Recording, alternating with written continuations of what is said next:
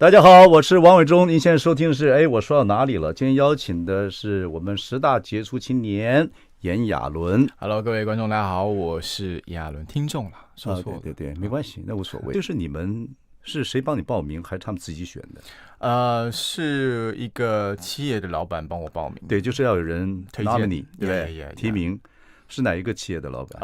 艾尔利。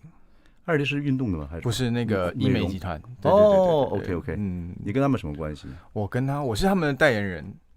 对 ，OK。但是我没有想到他会帮我去推荐这个。OK， 你对这个你那么爱读书，爱了解很多事情，讨论问题，你对这种医美单位为什么不找我做代言人？你有什么看法？好了，谢谢。OK， 不过亚纶是我这几年呢看过在我们这个圈子里面的小兄弟，非常特别，也非常认真，也经过很多事情的一个洗礼吧。男孩子是很有意思的。然后呢，刚才我们在外面聊，就说当初你这个火火热热的时候，在三立演这个偶像剧啊，很红，而且红到整个东南亚等地方。后来呢，跟三立还是有点不愉快啊，等等。你很大胆的就跟媒体产生吵架，不管谁是对啊，就是你有些言论，你敢这样做，对一个偶像的一个年轻人上往上爬的情况之下，这个还蛮胆大的。我就说你们家境不错。真的，我觉得我当时的想法会是10几年，其实，在那个阶段，我也在演艺圈10年左右了。然后我看到的状况是，怎么拍戏的环境等等都还没有逐渐更友善、公平啊，工作环境不是很友善。我觉得公平很难去要求，但至少友善。比如说对幕后的工作人员，因为大家可能不知道，在艺人之后，这些累积起来的团队有灯光啦、摄影等等，很多时候他们是没有权利去讲话的。了解，然后他们所经历的累比艺人还要更多。对，当然这个后果就是说，当然就很多戏就不找你拍了，等等啊。这个对你没有想到这一点，你就是认为该讲的话就一定要讲。其实知道的，其实知道一定会产生一些涟漪，那这个可大可小。那最坏的打算就是之后这个电视台可能就跟我会切断关系这样子。但你认为还是要讲，还是要做？我觉得还是要讲，因为我是一个蛮多爱的人，就是有点滥情，所以我对于我拍摄过的剧组能够跟我产生连结的人，我都蛮容易掏出很多情感。所以你的正义感，你是很有正义感的人，那你的判断力好坏？我会被我的感性影响。OK， 对，所以有时候我知道，OK， 我是驱使我的是感性。不，这个事情我觉得你还蛮有勇气。这个事情当然在我的人生过程中也发生过这样的事情啊，真的吗？真的。你做了什么事？你跟哪一家电视台？我多了。OK， 我们再说回来，你读过文化新闻系对不对？对，你做过我学弟，然后后来为什么不读了？旷课，快要被21没兴趣。也不会没有兴趣。对，你读新闻一定有道理啊。我只觉得我看到一个矛盾的现象，就是当时的新闻学的老师教授就一直跟我们说，你们不要再看那个什么八卦杂志啦，或是当时最为人诟病的应该就是有彩色印刷的苹果日报这样子。但是呢，看完这堂课上完之后，我回头一看，整间教室都是苹果日报。对。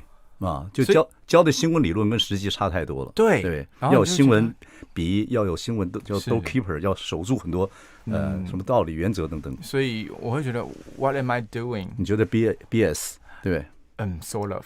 多久？都读多久？读到大3，大3才有这种警觉啊。也不是到才有警觉，而是我至少对得起我爸妈每天早上开车上山送我去学校。我靠，大3你爸妈还送你上山呢？对，因为他跑翘课。你们住天母还算山脚下到山上还好还行。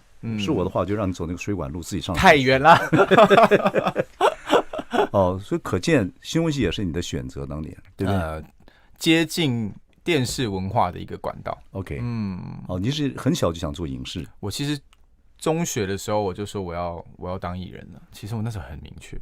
对，艺人当然跟做新闻不太一样。不过看你到今天为止，爱读书啊，爱看那么多事情啊，等等，对很多事情还是喜欢在脸书上不断的那个发言啊，等等的。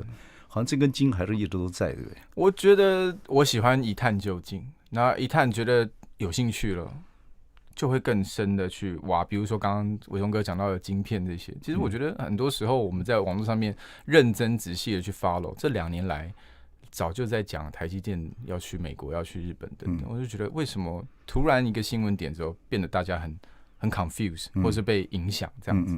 但是在我的立场，我会觉得这已经是 ready 的，已经是准备好要去。不过对很多朋友来讲，就是说一个偶像的一个这样的歌手出身的啊，然后会对这么多事情会有兴趣，实在是在这圈子里面算是比较少的。因为我没有把自己定位在自己娱乐圈或者偶像这个，对，因为我想留下 legacy。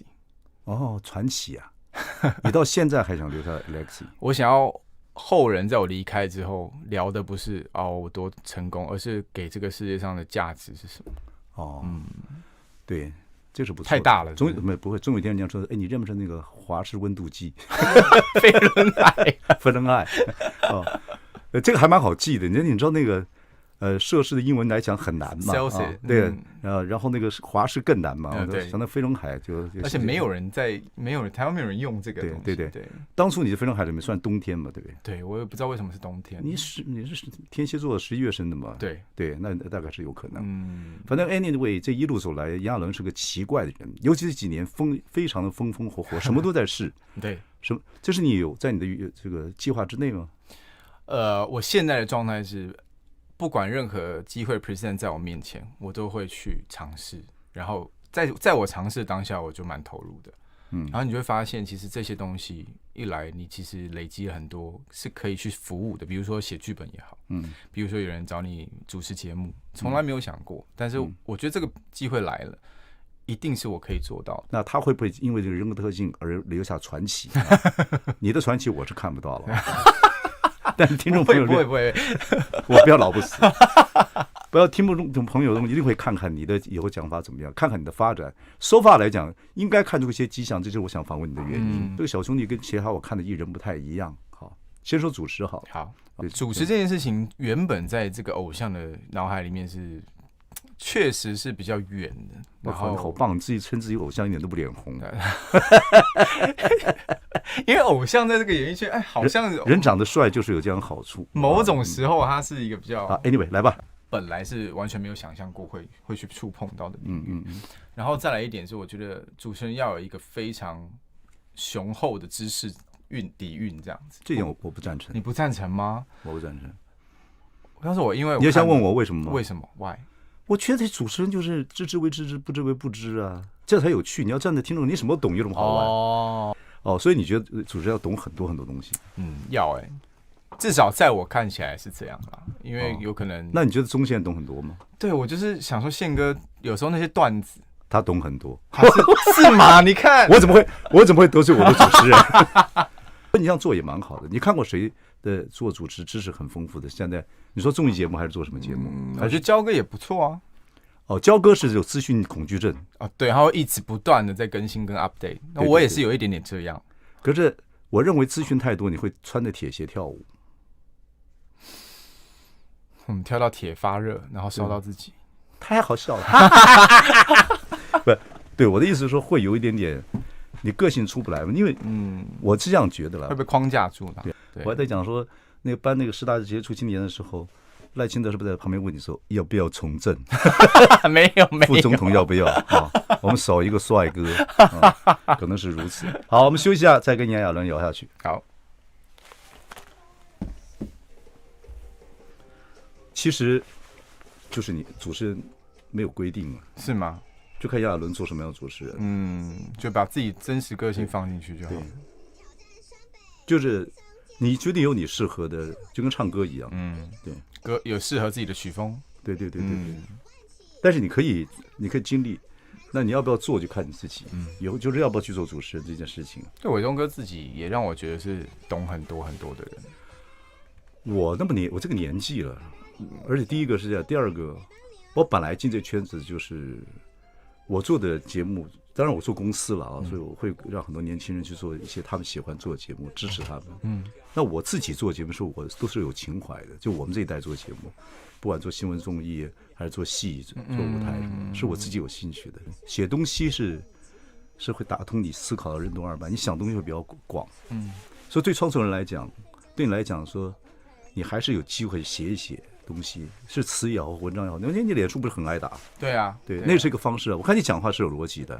词我是有写，那是好的。词确实是比打文章还要更不一样的领域。对，那是诗嘛，那是诗歌嘛。